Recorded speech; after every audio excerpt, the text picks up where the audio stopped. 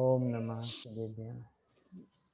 नमो हरिहंताणं नमो सिद्धाणं नमो आयर्याणं नमो वज्रायाणं नमो लोये सौवसाऊणं मोक्षमार्गस्य नेतारं वेत्तारं कर्मभूभृतां ज्ञातारं विश्वतत्त्वानां वन्दे तद्गुणलब्धये।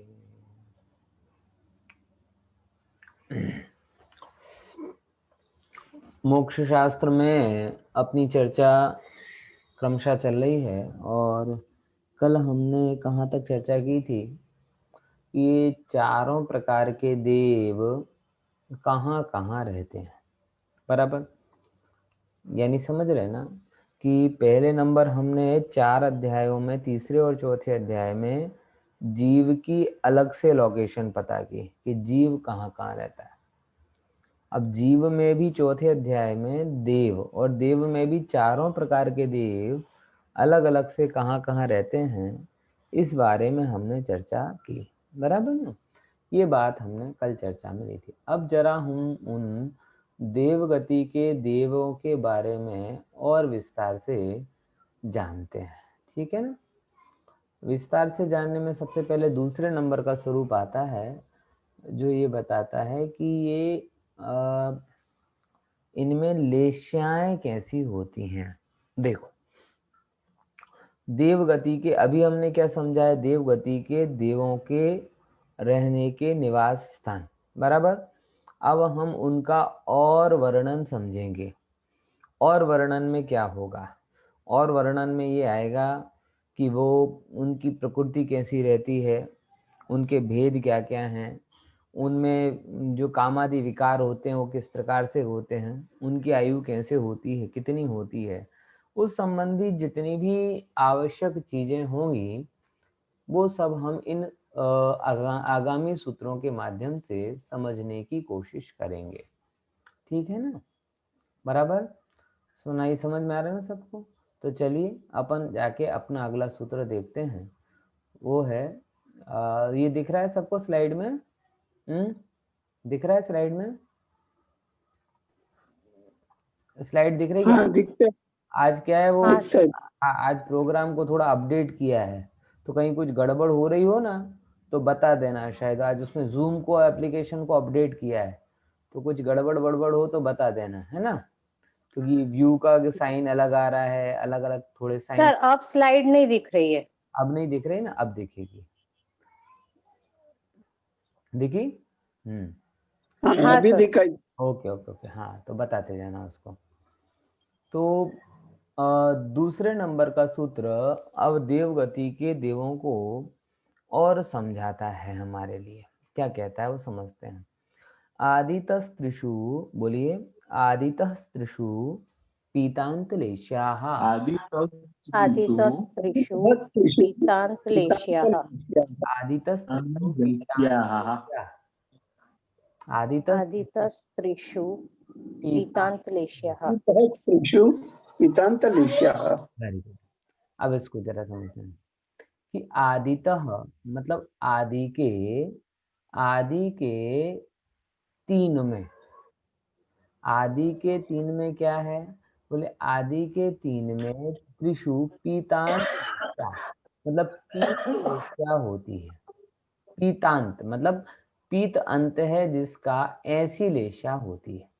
स्वाभाविक है, पीत अंत होता है तो कौन कौन सी लेशाएं होती हैं, तो बताते हैं। देखो कि आदि के तीन निकाय, अब आदि के तीन निकाय कौन कौन से हो जाते हैं पहले समझ लो।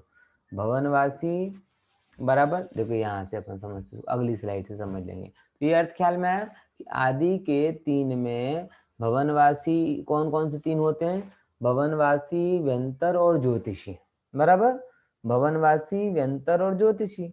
ऐसे क्यों बोला, क्योंकि हमने वैमानिकों की चर्चा हम बाद में करेंगे, तो पहले ये तीन को ले लिया। तो इन तीन में कौन कौन सी लेशिया कही गई हैं, इन तीन में पीत पर्यंत लेशिया कही गई हैं। कैसी? पीत पर्यंत लेशिया, उसका खुलासा।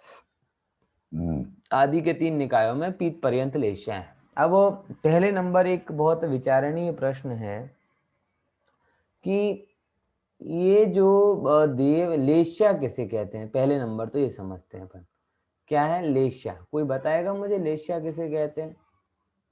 बड़ा सरल सा प्रश्न है, लेकिन जानना जरूरी है। किसे कहते हैं? बोले खुशी बहन। हाँ, सर भावों की जो तारतम्यता होती है जिस तरह से, उसको डिस्क्राइब करने का नाम लेशिया। एक ये आंसर आपका एक्सप्लेनेटिव आंसर अच्छा है। डेफिनेटिव आंसर मतलब पारिभाषिक उत्तर भी एक उसका अच्छा है, वो भी कोई देगा तो बढ़िया रहेगा। बराबर। किसी को आती है परिभाषा? परिभाषा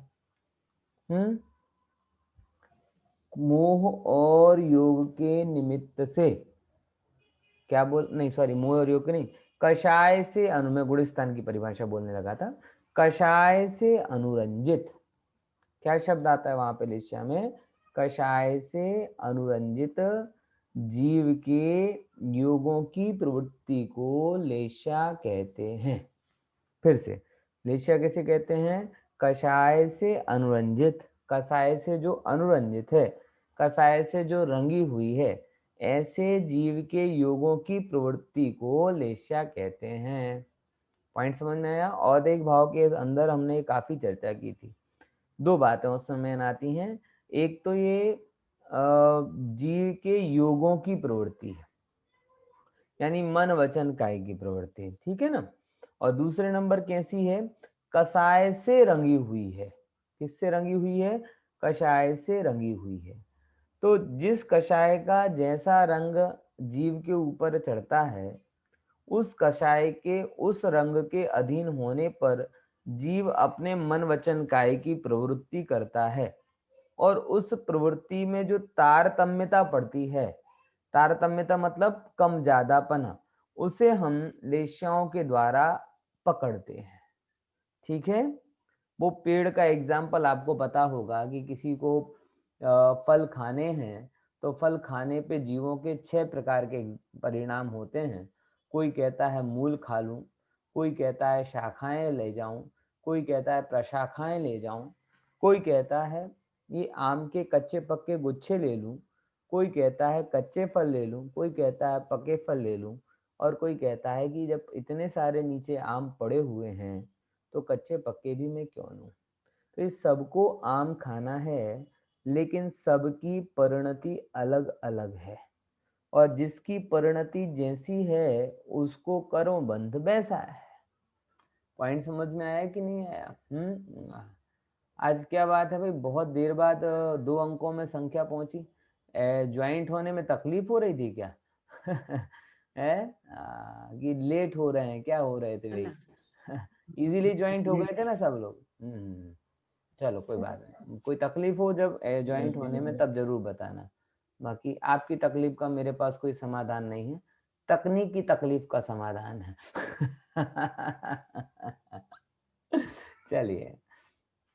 हाँ, तो ये चीज योग के बारे में आती है। अब योग में ये बता रहे हैं भवनवासी देवों की, व्यंतर देवों की और ज्योतिषी देवों की लेश्या। अब वो लेश्या भी 2 प्रकार की बताई। कौन कौन सी? बोले कि द्रव्य लेश्या और भाव लेश्या। बराबर। कौन कौन सी 2 प्रकार के? द्रव्य लेश्या और भाव लेश्या। द्रव्य लेश्या की जब चर्चा करते हैं तो शरीर के रूप को द्रव्य लेश्या कहा जाता है। किसे द्रव्य लेश्या कहा जाता है? शरीर के रूप को। तो वो तो 6 के 6 प्रकार का होता है। लेकिन भावलेश्या जो होती है, वो भावलेश्या 2 प्रकार से अलग अलग घटित होती है। जैसे अपर्याप्त अवस्था में कृष्ण नील कापोत ऐसी होती है, और पर्याप्त दशा में कृष्ण से लेकर जघन्य पीत तक होती है, ऐसा समझ लेना। फिर से अब 2 फिर नए प्रश्न आ गए आपके सामने। अपर्याप्त अवस्था क्या कहलाती है और पर्याप्त अवस्था क्या कहलाती है? ये तो आपको पता होगा।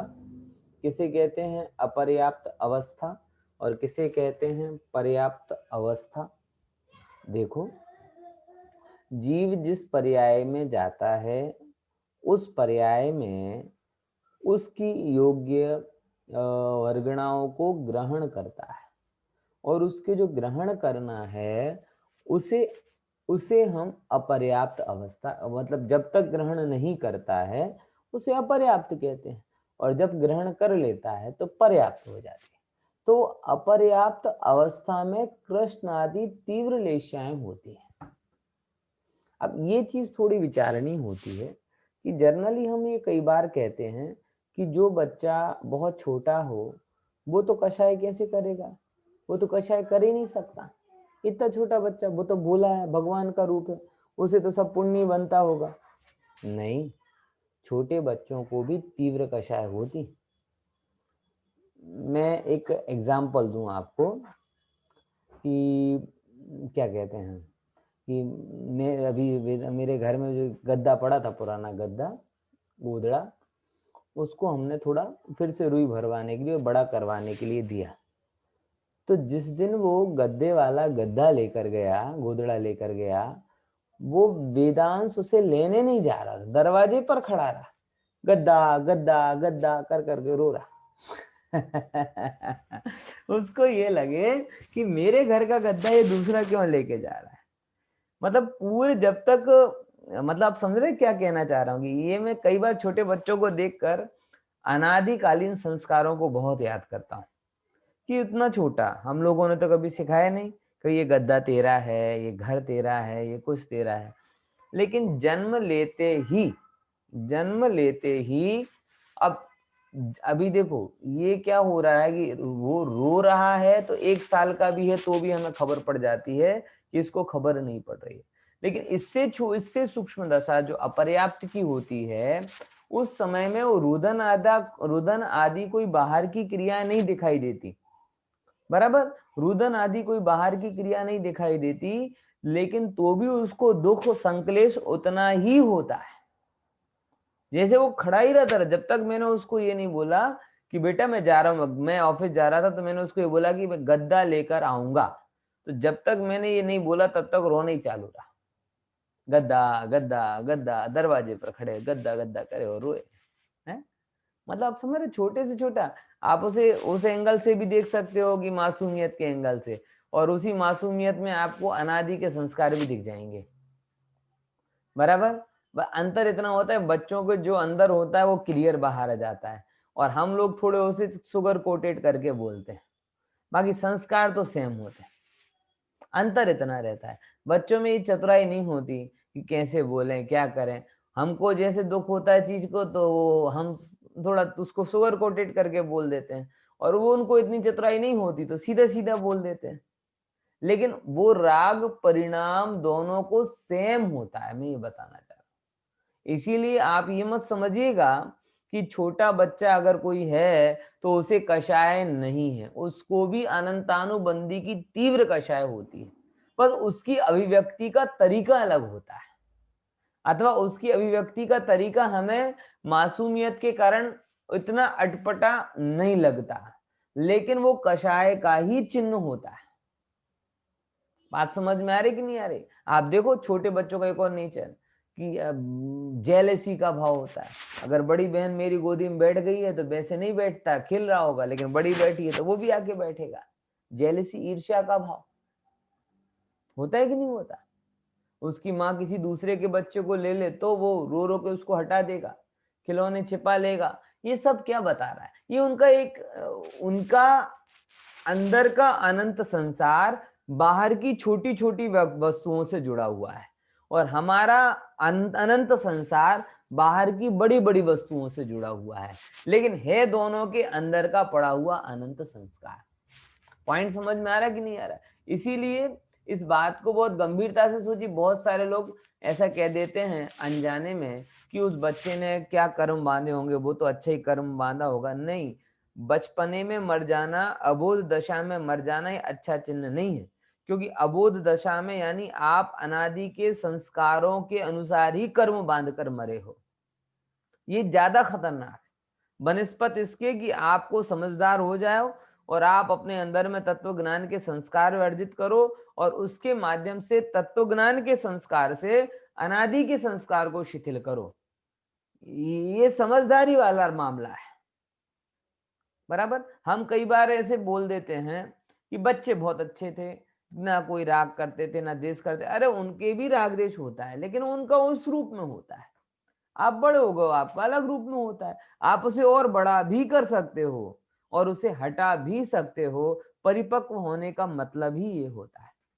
परिपक्व होने का मतलब क्या होता है समझे, कि अगर अब आपको परिपक्व हो गए आप, तो अब आप अपने संस्कारों को 7वें नरक के लायक भी कर दोगे, और अगर आप तत्व ज्ञान से सहित हो तो आप अपने अंदर के विपरीत संस्कारों को हटा भी सकते हो। दोनों प्रकार के काम आप कर सकते हो।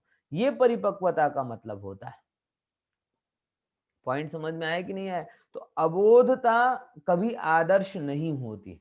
फिर से क्या बोला, अज्ञानता या अबोध अवस्था आदर्श अवस्था नहीं होती, बोध होना ही आदर्श है। आप मासूमियत को आदर्श मानोगे तो आपको मूर्ख बनना पड़ेगा, सिद्ध नहीं। मासूमियत जिसे अपन बोल देते हैं अबोधता है। आप वैसे बनो, लेकिन अज्ञानता से नहीं। पूरे ज्ञान बनकर, जैसे मुनिया जो जाते ना, बालकवत निर्विकारी, सब जान रहे हैं लेकिन कर्म और संस्कार की ग्रंथि नहीं है। ये आदर्श है, बराबर। अनादि के संस्कारों से प्रेरित होकर वही के वही काम करते जाना, ये आदर्श नहीं है। जिनवाणी आपको ऐसा नहीं बनाना चाहती। जिनवाणी आपको क्या कहते हैं, पुनः बालक नहीं बनाना चाहती। जिनवाणी आपको परिपक्व बनाना चाहती है। हाँ, इतना जरूर कहती कि तत्व ज्ञान के बल से बालकवत निर्विकारी, युवावत उत्साही और वृद्धवत शांत बनो। क्या बोला, क्या बोला? फिर से ये लाइन पकड़ना। क्या बोला? जिनवाणी क्या सिखाती है आपको, कि तत्व ज्ञान के बल से बालकवत निर्विकारी, युवावत उत्साही और वृद्ध के समान शांत बनो। पॉइंट समझ में आया? ये तीनों ही दशा की अपनी अपनी खूबियां हैं और अपनी अपनी खामियां हैं। तो खूबियों को ग्रहण करो, खामियों को छोड़ो। सीधी सीधी सी गणित है, उसमें क्या बड़ी बात है। पॉइंट समझ में आया ना? चलो, तो बात यहां से निकली थी थोड़ी कि यहां से कि अपर्याप्त दशा में अशुभ लेशाएं हो रही हैं, और पर्याप्त दशा में पीतांत मतलब कृष्ण से लेकर पीत, यानी कृष्ण नील कापोत और जघन्य पीत, ये अवस्थाएं हो रही हैं। तो अपर्याप्त दशा में भी अंतर दो मुहूर्त की जो अवस्था है, उसमें भी कृष्ण आदि लेशाएं हो जाती हैं। और पर्याप्त दशा में कृष्ण लेशा से लेकर जघन्य पीत तक, यानी कृष्ण नील कापोत और पीत, इन तीन लेशाएं जीव को हो सकती हैं। कौन से? देव आदि के 3 देव, यानी भवनवासी, व्यंतर और ज्योतिषियों को। अब कोई प्रश्न यहाँ पर, कि अगला सूत्र लेते हैं? अगला सूत्र है, बीच में मैं भूल ना जाऊं इसकी। हाँ बोलिए खुशी बहन। सर आपने इसमें द्रव्य लेशिया कहा, वो शरीर का रूप, मतलब लेशिया तो कषायों से ही जुड़ी होती नहीं, है लेकिन ना, मैंने तो बात आपकी सही है, लेकिन लेश्याओं को व्यवहार से शरीर की रंग रूप से भी आचार्यों ने जोड़कर कहा है। बहुत औपचारिक है, लेकिन कथन है तो हमने कह दिया, बराबर। तो द्रव्य लेश्या मतलब शरीर की रंग से लिया जाता है। ये है, शास्त्रों में इसका वर्णन है। किस आधार से है, कैसे है, उसका अपन बहुत विस्तार नहीं कर रहे अभी, लेकिन ऐसा द्रव्य लेश्या के माध्यम से कहा जाता है। तो उसका दे दिए कि वहां के वहां सब प्रकार के हो सकते हैं। ओके। अब दूसरे नंबर की बात। हाँ, मैं आपको ये कह रहा था कि अब जो बीच में भूल ना जाऊं, इसके लिए बात आपको बता रहा हूं कि कल मैं एक दिन के लिए सोनगढ़ जा रहा हूं, यानी कि शुक्रवार को।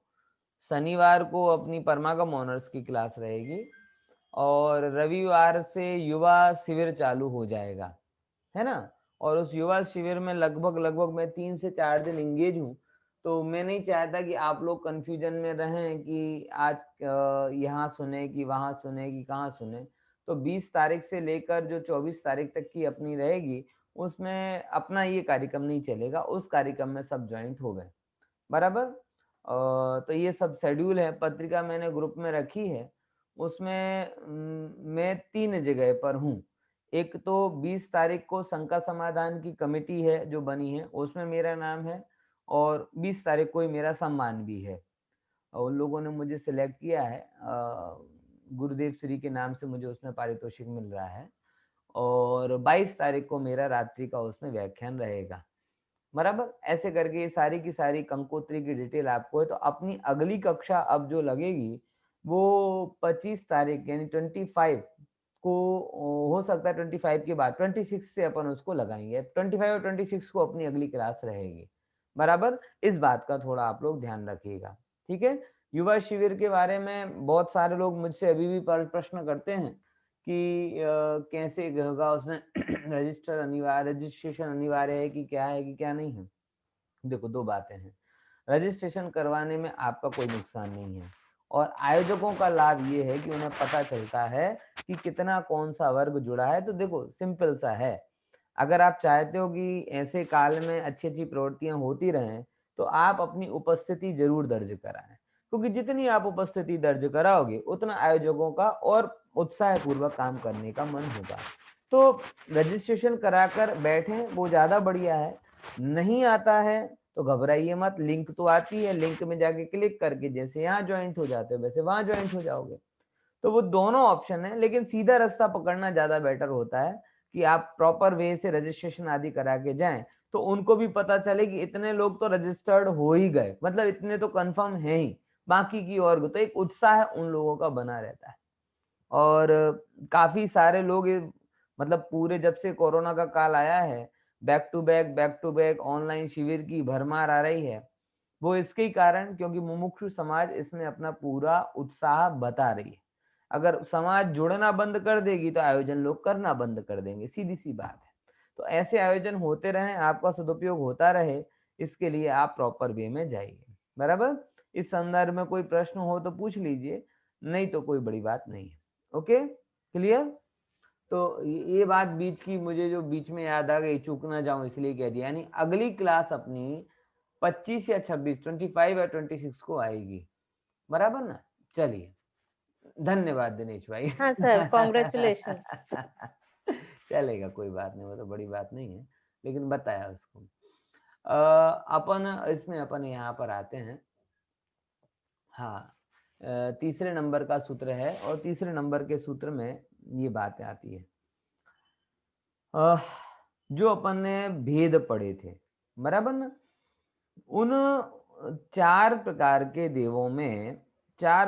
देवों में उनके भेद कितने कितने प्रकार के हैं वो बताते हैं, बराबर। चार प्रकार के देव कौन कौन से, जैसे कि इस सूत्र में पहले बताए थे कि भवनवासी, व्यंतर, ज्योतिष, और चौथे नंबर का आता है वैमानिक, बराबर। भवनवासी, व्यंतर, ज्योतिष और वैमानिक, तो ये चार प्रकार के देव हैं। उन चार प्रकार के देवों के कितने कितने भेद होते हैं वो अब यहाँ बताते हैं। देखिए, मेरे साथ दोहराएंगे सूत्र। दशाष्ट पंच द्वादश विकल्पाः, बोलिए। दशाष्ट पंच द्वादश विकल्पाः कल्पोपपन्न पर्यंताः। कल्पोपपन्न पर्यंताः। हाँ, बहुत बढ़िया। दशाष्ट पंच द्वादश विकल्पाः दशाष्ट पंच द्वादश विकल्पाः कल्पोपपन्न पर्यंताः। बहुत बढ़िया। हाँ, देखिए, चार प्रकार के देव और चार भेद बताए। कौन कौन से? पहले नंबर बताया दश, यानी कि सबसे पहले किसकी चर्चा आई है? भवनवासी। तो भवनवासी कितने प्रकार के हैं? बोले भवनवासी देव 10 प्रकार के होते हैं, बराबर। अब देखो दूसरे नंबर, भवनवासी हुए, फिर व्यंतर आते हैं। तो व्यंतर देव कितने प्रकार के होते हैं? बोले 8 प्रकार के व्यंतर देव होते हैं। 10 और 8, तो 10 हुए भवनवासी के प्रकार और 8 हुए व्यंतरों के प्रकार। फिर तीसरा भेद कौन सा था? तीसरा भेद था ज्योतिष का। तो ज्योतिष के बारे में बोला, ज्योतिष कितने प्रकार के होते हैं? 5, मतलब 5 प्रकार के, बराबर। अब तीसरे नंबर का सूत्र आता है, फिर क्या? और वैमानिक आदि 12 प्रकार के होते हैं। ठीक है, समझ में आया? दश अष्ट पंच द्वादश विकल्पाः, दश अष्ट पंच द्वादश विकल्पाः कल्पोपपन्न। कहां तक? ये जो कल्प की व्यवस्था है, अब ये कल्प की व्यवस्था क्या है तो आपको पता चलेगा कैसे। कल्पोपपन्न मतलब क्या है कि जहां पर कल्प की व्यवस्था है, यानी आप आगे के सूत्रों में पढ़ेंगे कि जहां पर कल्पनाएं हैं। कैसी कल्पनाएं हैं कि बोले जैसे अपन खेलते हैं ना, बच्चे खेलते हैं, बोले मैं राजा, तो तुम राजा बनोगे तो कोई सेवक बनेगा, कोई सैनिक बनेगा, कोई हाथी घोड़े बनेगा, कोई मंत्री बनेगा। ये सब होता है कि नहीं होता? तो एक जब भी आप कभी खेल खेलते हो तो स्वाभाविक है कि जैसे ही कोई चीज होती है तो सामने एक व्यवस्था बनाई जाती है। तो उस व्यवस्था को यहाँ पर बताया गया है कि 12 जहां तक ये 16 स्वर्ग जो हैं, इन 16 स्वर्गों में कल्पनाएं होती हैं।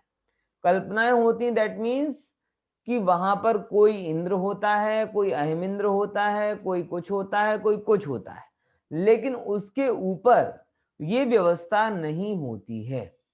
बराबर, यानी सब अहमिंद्र होते हैं। तब सब कैसे हो जाते हैं? अहमिंद्र हो जाते हैं। तो 4 प्रकार के देवों में 10, 8, 5 और 12 ये भेद पड़ते हैं क्रम से। ठीक है ना? कहां तक? बोले कल्पोपपन्न तक। कल्पोपपन्न पर्यंत जो देव हैं उनमें ये सब चीजें पड़ती हैं। देखिए, वे कल्पोपपन्न देव तक के 4 निकाय के देव क्रम से 10, 8, 5 और 12 भेद वाले होते हैं। क्लियर? क्लियर? चलिए आगे सूत्र पढ़ते हैं, उसको थोड़ा देखते हैं। देव हैं, देव। अब वो देव के भेद कर रहे हैं। देव के सबसे पहले 3 भेद किए, भवनवासी, व्यंतर और ज्योतिषी। ठीक है? अब उन भवनवासी देवों में भी 2 भेद करते हैं। 10 भेद हुए कौन से? असुर, कुमार आदि, वो आगे आएंगे। ठीक है? फिर उनमें भी 10 इंद्र होते हैं। 10 इंद्र होते हैं मतलब क्या कि इंद्र, सामानिक, पारिषद, आत्मरक्ष, लोकपाल, अनीक, प्रकीर्णक, अभियोग्य, ऐसे जो भेद होते हैं ना ये 10 प्रकार के भेद वो भवनवासियों में होते हैं। व्यंतरों में क्या होता है? व्यंतरों के नाम कौन कौन से हैं? बोले कि ये सब आप अभी हेडिंग के रूप में समझना, क्योंकि आगामी सूत्रों में सबके ये आ जाएंगे। देखो 10 के आ गए ना, फिर आप ये 7 प्रकार की सेना, ये सब चीजें आ जाएंगी कि 8 भेद कौन कौन से हैं, ये आ जाएंगे। फिर सबके नाम आ जाएंगे, भवनवासियों के नाम आ गए, फिर व्यंतरों के नाम आ गए। मतलब जो आप अभी यहाँ पर पढ़ रहे हैं उन सबकी इंफॉर्मेशन आपको अध्याय पूरा होने तक मिल ही जाएगी, लेकिन आप हेडिंग के रूप में समझते चलें, जिससे आगे आपको अनुसंधान या रिलेट करने में सहूलियत हो। बराबर? तो भवनवासी 10 असुर कुमार आदि होते हैं और 10 इंद्रादि वहां पर भेद हो जाते हैं। व्यंतर देव में 8 किन्नर आदि होते हैं।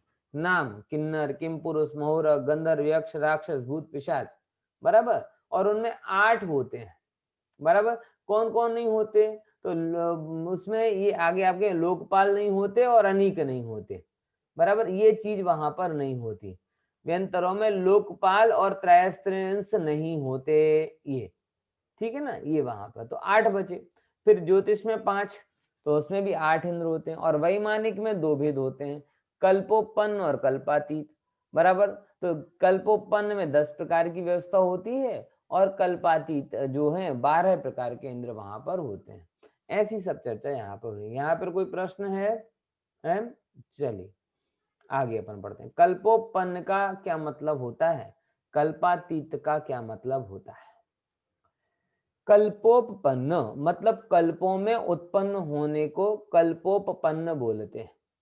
तो इंद्र, सामानिक आदि भेद सहित होना, कि जहां पर इंद्र, सामानिक, पारिषद, आत्मरक्ष आदि, मतलब मैं राजा, राजा मंत्री, चोर सिपाही वगैरह की जो कॉन्सेप्ट होता है ना, वो जहां पर होता है, बराबर, वो कहलाता है कल्पोपपन्न। और जहां पर कुछ नहीं होता, एक्चुअल समाजवाद होता है, एक्चुअल समाजवाद हो गया ना। समाजवाद की बहुत बड़ी कल्पना है कि सब समान होंगे, सब समान होंगे। ये है ना राजनीति का मेन कॉन्सेप्ट, समाजवाद होना, समाजवाद होना, सबका समान होना। तो कल्पातीत में सबसे समाजवाद है, मतलब सब इंद्र है वहां पे, कोई राजा नहीं, कोई चाकर नहीं, सब अहम इंद्र। बोले तुम कौन, बोले मैं अहम इंद्र। बोले तुम कौन, बोले मैं अहम इंद्र। है हमें तुम्हारी जरूरत नहीं है, तुम्हें हमारी जरूरत नहीं है, सब अहम इंद्र, मैं इंद्र हूं, मैं इंद्र हूं, मैं इंद्र हूं। इस प्रकार से सब अपने अपने में तृप्त रहते हैं, बराबर। इसीलिए देखो, जो सबको समान दृष्टि से देखते हैं वो समान जगह पर सहज उत्पन्न हो जाते हैं, और जो सबको भेदभाव की दृष्टि से देखते हैं उनका कर्मबंध भी वैसा ही होता है। इसीलिए समत्व की दृष्टि ही श्रेष्ठ दृष्टि होती है, इस चीज को समझ लेना, बराबर। देखो आगे चलते हैं। अब ये जो 10 भेद कह रहे हैं, वो 10 भेद क्या हैं, ये थोड़ा विचारणीय है। देखिए अपन समझते हैं। इंद्र सामानिक, बोलिए।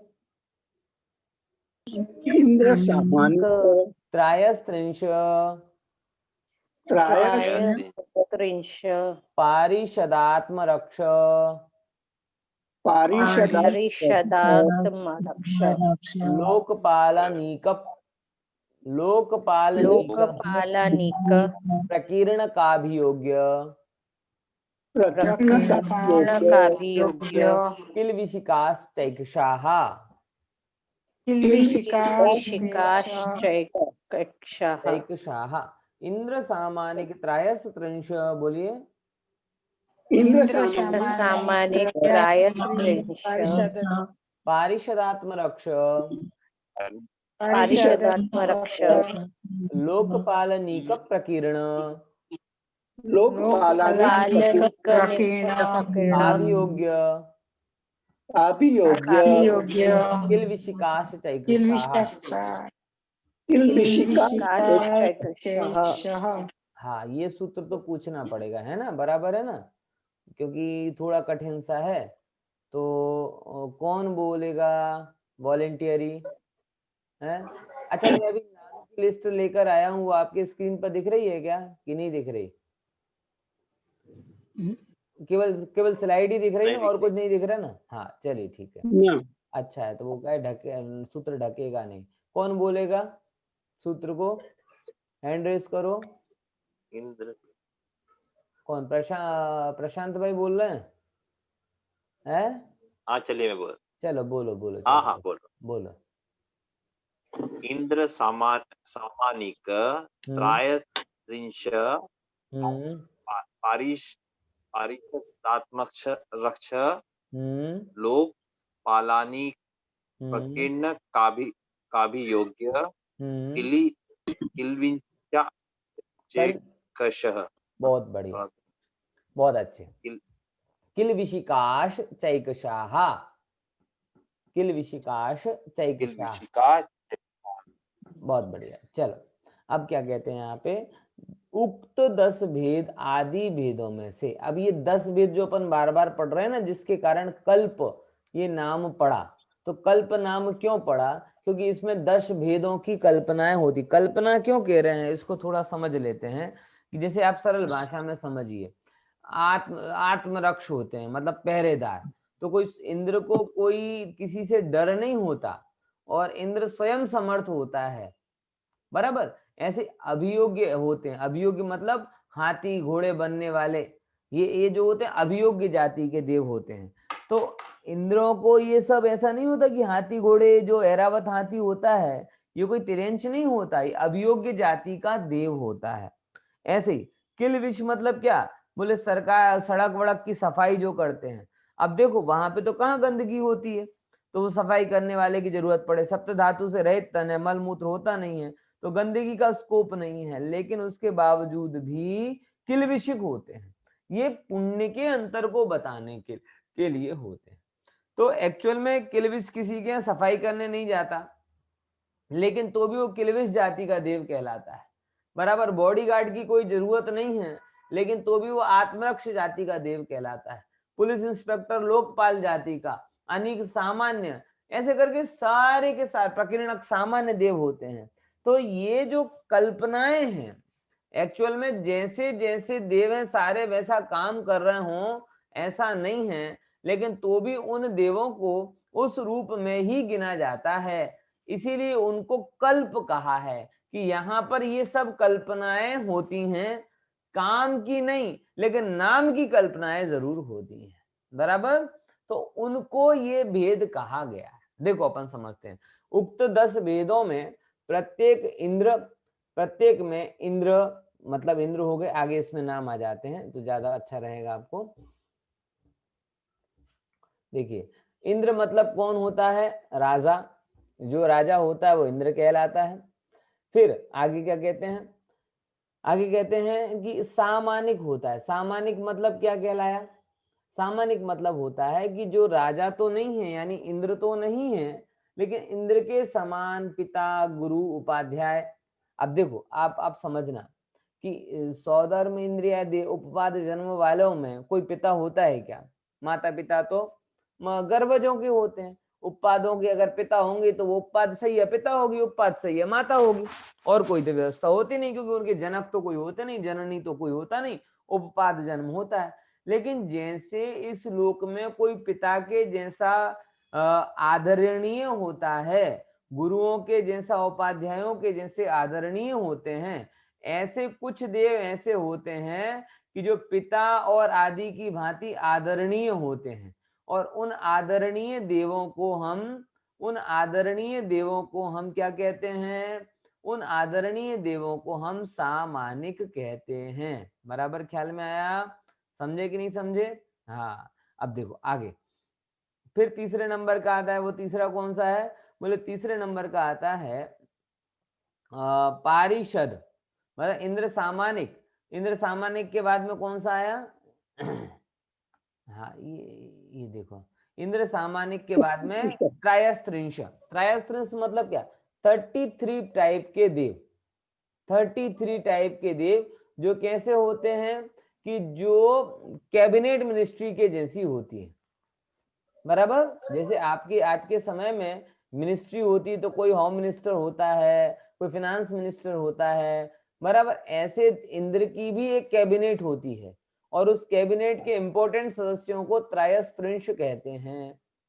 फिर जैसे नॉर्मल एमपी एमएलए होते हैं, बराबर, ऐसे नॉर्मल सदस्य भी होते हैं, उन सदस्यों को हम परिषद कहते हैं। हम क्या कहते हैं, परिषद, बराबर। तो वो परिषद वाले देव हो गए। फिर जैसे हमारे यहाँ पर बॉडीगार्ड होते हैं, बराबर, वैसे वहां पर भी कुछ बॉडीगार्ड टाइप के देव होते हैं, उन्हें हम लोकपाल कहते हैं। वो जन लोकपाल विधेयक वाला लोकपाल नहीं, ये अलग टाइप के लोकपाल होते हैं, है ना। फिर जैसे हमारे यहाँ पर दरोगा होता है, पुलिस इंस्पेक्टर होता है, वैसे ही वहां पर एक क्या कहते हैं, लोकपाल कोतवाल होते हैं ना, और आत्मरक्षक हुए वो बॉडीगार्ड। अब जैसे हमारे यहाँ पे मिलिट्री होती है, बराबर ना, अलग अलग प्रकार की जल सेना, थल सेना, बराबर, ऐसे पहले के समय में राजाओं के पास में 7 प्रकार की रथी, महारथी, बराबर, फिर हाथी पर बैठने वाले, घुड़सवार, पैदल, ऐसे वहां पर भी 7 प्रकार के सैनिक होते हैं। तो जो देव उन 7 प्रकार के सेनाओं में उत्पन्न होते हैं उन्हें अनिक कहते हैं। जैसे हमारे यहाँ पर एक कॉमन मैन होता है, बराबर ना, वैसे वहां पर भी जो कॉमन लोग होते हैं उन्हें नगरवासी कहते हैं। जैसे हमारे यहाँ पर हाथी घोड़े वाहन आदि होते हैं जिसके द्वारा हम अपना वैभव बताते हैं कि मेरे घर में तो 2 गाड़ियां हैं ना, मेरे घर में इतने बैलगाड़ी हैं ना, इतने हाथी हैं ना, इतने ये हैं। ऐसे वहां पर कुछ देव ऐसे होते हैं जो समय समय पर हाथी घोड़े और वाहन आदि की आकृतियों को धारण करते हैं। देखिए यहाँ पे थोड़ा विचारणीय है कि जब यहाँ पर केवल हाथी घोड़े मतलब कोई ऑटोमेटिक व्यवस्था हो सकती है, विचार भी नहीं था, बराबर ना, कोई ये मानने को तैयार नहीं होता था कि बिना किसी एनिमल के भी कोई व्हीकल चल सकता है, बराबर। तब वो हाथी घोड़े ही चलाने वाले माने जाते थे। तो हमने कल्पना भी ये की कि अभियोग्य जाति के देव हाथी घोड़ों की आकृति लेते होंगे, लेकिन वो भी अवधि ज्ञानी है, वो क्या अवधि ज्ञान से ये नहीं जानते होंगे कि भाई मध्य लोक में तो BMW चल रही है, मध्य लोक में तो उड़ने वाली कार की बातें आ रही हैं और हम अभी तक घोड़े पे सवारी करें, बराबर। तो ये चीज उनको भी समझ में पड़ती होगी, तो वो अपने अगर उनको कौतूहल होवे कि नहीं भैया हमें तो कोई अलग टाइप की गाड़ी में लेकर चलो, तो स्वाभाविक है कि अभियोग्य जाति के देव उस प्रकार की गाड़ी का रूप ले सकते हैं। जरूरी नहीं कि वो हाथी घोड़े ही बने। जब हमारे यहाँ हाथी घोड़े चलते थे तो हाथी घोड़े बन जाते होंगे, और उनके यहाँ तो पहले से ही सब चलता होगा। मैं तो ये कहता हूँ अवधि ज्ञान के धनी है, तो वो क्यों वो हाथी घोड़े बना बना के घूमेंगे? वो तो BMW बनाएंगे, बुलेट ट्रेन बनाएंगे, कैप्सूल ट्रेन बनाएंगे, ना जाने जो जो हम बना नहीं पाए वो भी वो बनाएंगे, और नहीं बनाना है तो नहीं बनाएंगे। लेकिन ये क्या है, अभियोग्य जाति। हाँ बोलिए मैं कह रहा था पंडित जी साहब कि ये जो वहाँ पे सेना का क्या काम, सेना अंगरक्षक, इसीलिए तो मतलब कल्प बोला है ना मैंने कि ये सब वैभव बताने की बात होती है। देखो आपको सिंपल भाषा में कहूं, आप कभी विधान वगैरह में इंद्र बने हो? इंद्र है, इंद्र बन जो क्या करते हैं? इंद्र बनाते हैं आपको है हार मुकुट पहना देते हैं। अब आप सच बताओ, विधान में हार मुकुट पहनाने का कोई तुक है क्या? और वो बनाते हैं इंद्र, और पहनाते क्या है? 15 रुपए वाला हार और 25 रुपए वाला मुकुट। समझा? जिस हार की कीमत 15 से ज्यादा नहीं है और जिस मुकुट की कीमत 25 रुपए से ज्यादा नहीं है, ऐसे वो पहना के हम आपको इंद्र बना देते हैं और आप खुशी खुशी पहन लेते हो। कारण क्या है कि वह वो कीमत से नहीं है, वो कोई हमें मार्केट में एनकेश नहीं करना है, वो तो सिंबॉलिक वैभव बताना है कि भाई हमने इसमें इंद्र की स्थापना की है, तो बाहर में कैसे पता चले। ऐसे ही ये कोई राजा कि अगर कोई सेना ना हो, उसका अंगरक्षक ना हो, तो वो राजा और चपरासी में अंतर क्या रहेगा? मुझे इतना सा बता।